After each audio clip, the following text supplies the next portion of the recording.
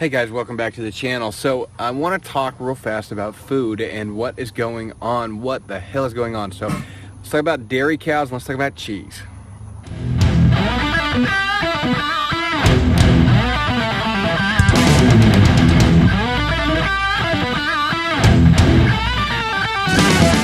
Okay, so dairy cows, we're seeing a decline in the dairy community, and this is a really dangerous thing. And the reason that I find this so dangerous is because we rely on a dairy for a lot of things, right? We rely on it for baked goods. We rely on it for just the standard milk, especially if you have toddlers and infants around. We rely on it for things like yogurt and stuff like that. So there's a lot of things that we eat that involve dairy, and so the milk declining. There's an article, I believe it was 1819 News.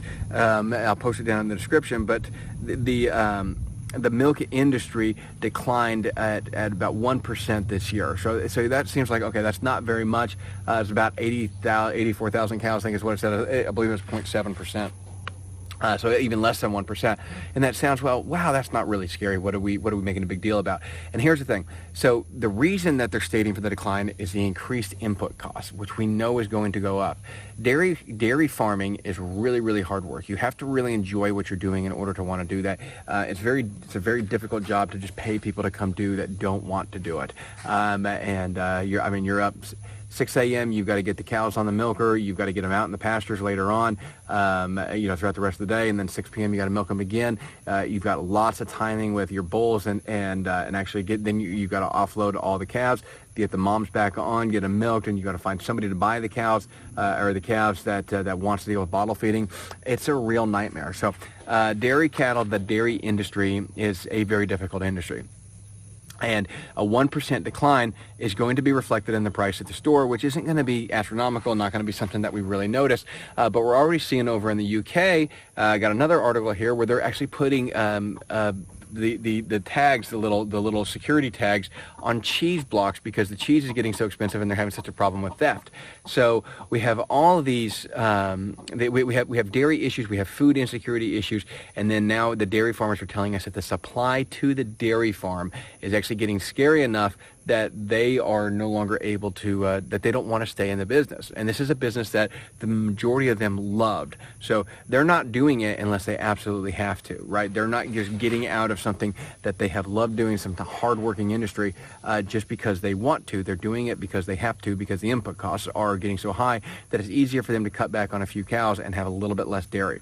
So this is why this is so concerning, is that you're taking it away from people that want to be doing this job, and it's simply because of the input costs. So it's not a decrease in the demand of the milk, and in fact, it's presumably with the baby milk, baby formula shortage, we had an increase in the demand.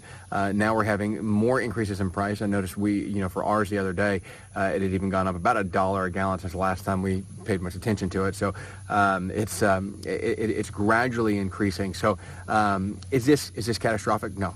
Is it one more straw on the camel's back? Absolutely.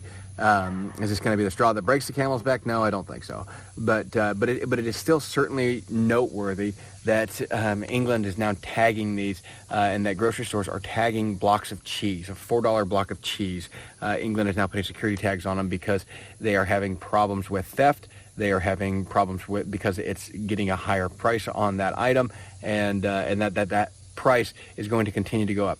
The input cost for these cows is going to continue to increase, and so we're likely to see more of a drop off here. This is what my concern is where does it draw the line? Does it draw the line at 0.7%, or is the line going to be drawn at 15%, 20%, 25%? All that is going to be reflected in the price that you pay at the store.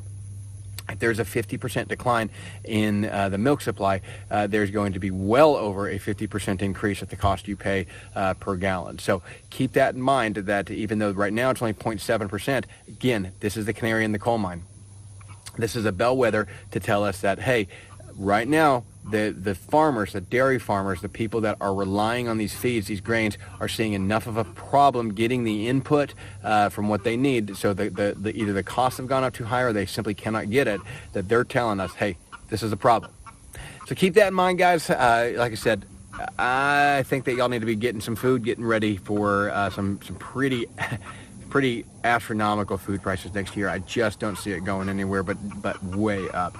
And that's, that brings us back to a lot of other things. What other industries are going to crash because people are more concerned about paying the rent and buying food? Thanks so much for watching, guys. I really appreciate it. We will catch y'all tomorrow at 6:30.